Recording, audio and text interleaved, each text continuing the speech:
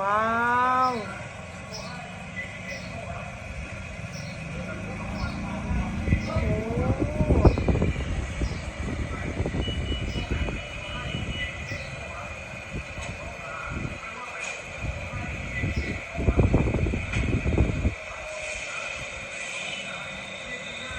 ป๊าดแบบมีมารยาทขนาดเนาะ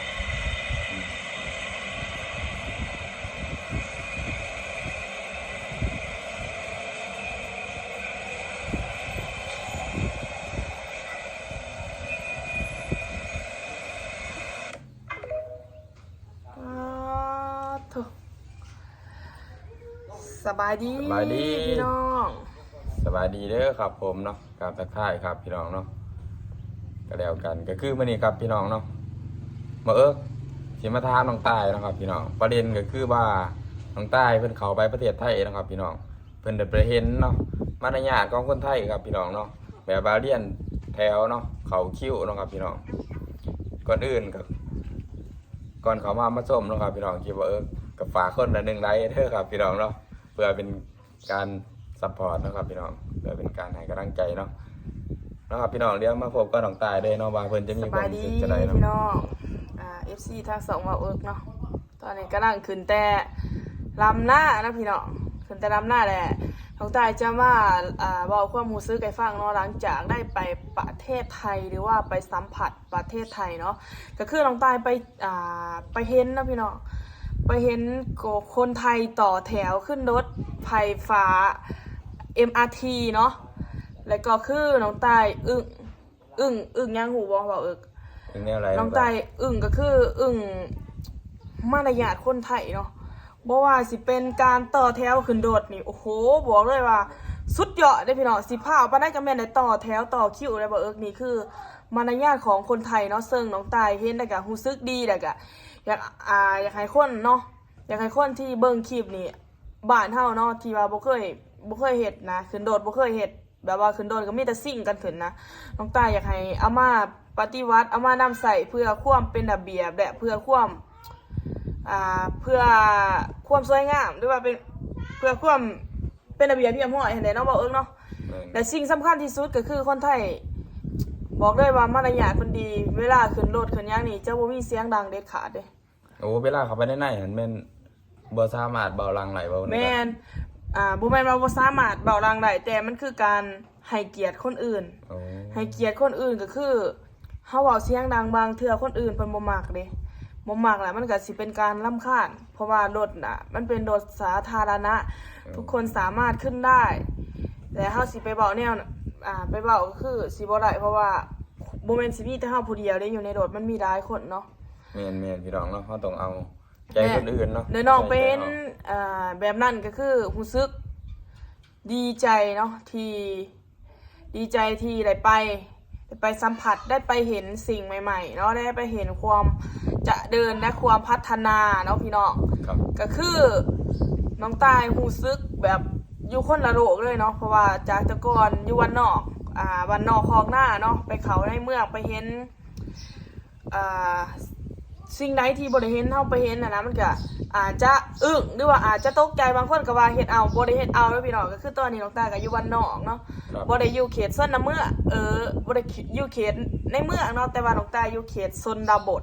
ครับผมซึ่งได้ไปเห็นก็โอ้โหบอกเลยว่าตื่นตาตื่นใจแล้วพี่น้องก็คือเนาะครับพี่น้องน้องตาได้เห็นว่าที่ว่าเพิ่นยกเว้นหม้องนั่งระหว่างพระหรือว่าผู้อาวุโสเห็นน้องก็เห็นกันเนาะแม่นก็คือบ่อนนั้นหั่นก็คือถ้าบ่มีพระหรือว่าบ่มีผู้อันนั้นก็บ่มีพระหรือว่าบ่มีผู้อาวุโสสามารถนั่งได้แต่ว่าเวลาเพิ่นมาเฮาต้องลุกให้เพิ่นนั่งก็คือน้องเห็นแล้วก็โอ้โหบอกเลยว่าน่าชื่นชมน่านับถือแต่ว่าเป็นหยังบ่นั่นคือเพิ่นให้เกียรตินะครับพี่น้องเป็นการให้เกียรติเป็นการเสียสละเอาง่ายคนไทยเพิ่น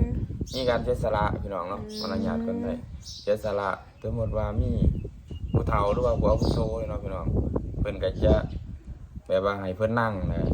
ผู้ที่เป็นวัยรุ่นหนุ่มสาวคือน้องตายต้องได้ยืนเนาะแบบว่าเพิ่นให้เกียรติผู้อาวุโสหรือว่าผู้ใหญ่กว่าครับพี่น้องเวลาเพิ่นมานี่เพิ่นคือสิลุกปรับเนาะแม่นน่าชื่นชมนี่ได้น้องตายที่ เมื่อปื้มเนาะเมื่อเคยไปนั่งเนาะครับพี่น้องเคยเขาไปนั่ง MRT เนาะ โมเมนต์ ใช่ มารยาทคนไทยนี่ที่ว่าเพิ่นต่อแถวนี่โมเมนต์สิมีแต่ในรถเด้พี่น้อง แม่น คือทุกหมองทุกบอนที่ว่ามีการอ่าร่วมกลุ่มหรือว่ามีคนหลายๆนะพี่น้องก็คือถามว่าเพิ่นสิซื้ออีหยังนี่แม่นต่อแถวเนาะสิพาไปได้ขนาดเข้าห้องน้ำนี่ต่อแถวได้ป๊าดพี่น้องสุดยอดอันนี้เนาะน้องก็บ่เคยพบเคยพอว่าเข้าห้องน้ำนี่นะพี่น้องเพิ่นยังต่อแถวยังเดียนคิวนะป๊าดโธ่เพราะว่าห้องน้ำก็มีหลายห้องเนาะแต่ว่าคนหลายกว่าเนาะพี่น้องก็เลยว่าต้องต่อแถวนี่แหละน่าประทับใจที่สุดเด็กน้อยเด็กๆนี่ต่อเบิดได้บ่แม่นว่าเด็กน้อยเนี่ยบ่ได้ต่อเด็กน้อยก็ต้องต่อเนาะเพราะว่าเพื่อความเป็นระเบียบเรียบร้อยและเพื่อความสวยงาม และเพื่อความเป็นมารยาทก็คือคนไทยเพิ่นมีมารยาทหรือว่าเพิ่นใช้ชีวิตอย่างอีหยังก็ เสียสละ เสียสละและใช้ชีวิตอย่างอีหยังเนาะใช้ชีวิตแบบแล้วก็บ่ได้ยุ่งบ่ได้ยากแล้วก็บ่ได้ง่ายเกินไปนะใช้ชีวิตอย่างสิว่าจะได้คือใช้ชีวิตอย่างคักสุดยอดเนี่ยบอกบ่ถูกนะพี่น้องว่าเพิ่นนี่มีการแบบโอ้โหเอาจริงเอาจังในเรื่องระเบียบนี่เคร่งครัดอันนี้ในเรื่องกฎระเบียบนี่ก็คือสุดยอดประเทศไทยนี่สุดยอดคือระเบียบเพิ่นนี่โอ้โหบอกได้ว่าบ่เคยเห็นมาแต่ไสมาก่อนเพราะว่าจากยกตัวอย่างเนาะคนแถวบ้านเฮาไปขึ้นรถโดยสารนี่ญาติกันได้ แม่น บ่ เลยญาติกัน ญาติกันแต่มันสิบ่เป็นระเบียบได้บัดนี้มันสิเป็นแบบ จักผู้ใดอยู่ไสอะนะพี่น้อง แม่นแต่ว่าคนไทยนี่เด็กน้อยนี่เวลาเฮาเอาของให้เด็กน้อยบ้านเพิ่นนี่นุบเด้แต่ว่าบ้านเฮานี่ดึงเอาเลยบางเทื่อญาติเอาซะ คือเด็กน้อยเนี่ยบางคนนี่เนาะครับพี่น้องเนาะเป็นผู้ใหญ่เนาะคนไทยสบายดีน้องตายยกมือสบายดีใบเนาะอันนี้ก็เบิกปื้มดีเนาะปื้มได้ไปเห็นกับคนไทยมีมารยาทดีๆเลย น้องตายก็บ่น่าเชื่อเนาะแต่ก็เชื่อแล้วก็เห็นแล้วก็รู้สึกดีรู้สึกมีความสุขค่ะนะพี่น้องถ้าว่าบ้านเฮาเอามานำใส่คือเพิ่นคือสิดีเนาะ แม่น แม่นบ่ เอามานำใส่นี่ดีพี่น้องเป็นระเบียบดีเนาะ เป็นระเบียบแล้วก็เป็นระบบระเบียบค่ะเด้เนาะพี่น้อง ในการน้ำใจคนไทยเป็นจะได้ทำกัน น้ำใจคนไทยนี่บอกด้วยว่าดีน้องน่ะไปเห็นแล้วก็คือโอ้โหสุดยอดเชื่อว่าน้องขึ้นรถเมล์มื้อนั้นเงินบ่พอบ่แม่นได้รถเมล์บินมอเตอร์ไซค์เงินน้องไปนั่งเนาะแต่ว่าดื่มเซ็กเงินในกระเป๋าไปนั่งก็คือค่าวินนั้น20 บาทแต่ว่าน้องมีเงินอยู่15 บาทน้องก็ได้บอกเพิ่นเฮ้ยพี่หนูขอเบอร์พี่ไว้หน่อยได้ไหมพอดีเงินหนูไม่พอไม่ละเอาลงมาจากห้องเดี๋ยวหนูจะเอามาให้นะแล้วก็บอกเฮ้ยไม่เป็นไรน้องไม่เป็นไรเอาไปเลยแล้วคือแบบเขาจะบริเหตุเอาแต่เงินแต่เหตุมาเพื่อช่วยเหลือประชาชนว่าพี่คะหนูขอติดใบ5 บาทได้ไหมพอดีเงินหนูไม่พอน้องตายคิดว่า15 บาทเนาะแต่ว่าคาวิน20 บาทก็ได้ว่าบ่พอ5 บาทพี่น้องแต่น้องตายก็ได้ติดเพิ่นใบเนาะที่ใบ5 บาทน้องตายก็ขอเบอร์แล้วก็ขอถ่ายทะเบียนรถไว้เพื่อจำแต่ก็จะเอามาคืนเพิ่นนะเพราะว่าเพิ่นก็หาเงินเนาะ ครับ ก็เลยว่าบ่อยากให้มันเป็นการเสียเวลาเพิ่นเพราะว่าเพิ่นมาส่งค่ะมันก็เป็นการเสียเวลาเนาะก็เลยว่าขอถ่ายทะเบียนรถไว้แดะเพิ่นก็บ่เอาเลยพี่น้องมันบ่พอเพิ่นก็ยังบ่เอาแถมเพิ่นยังให้น้องตาย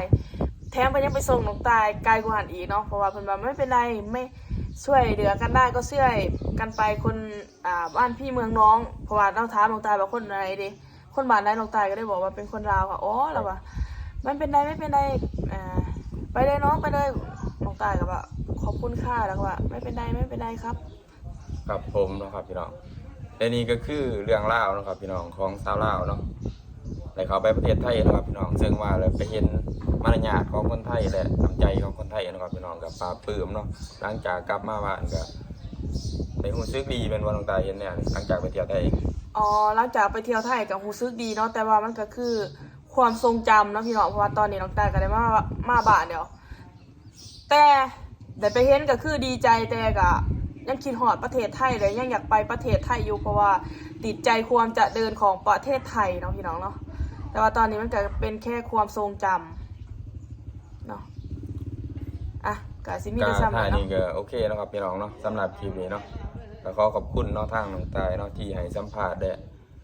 ให้เบาในรายอย่างเนาะครับพี่น้องสำหรับคลิปนี้ก็จะมีอย่างไรเนาะขอขอบคุณบ๊ายบายบอกกันใหม่เด้อพี่ หน้าพี่น้อง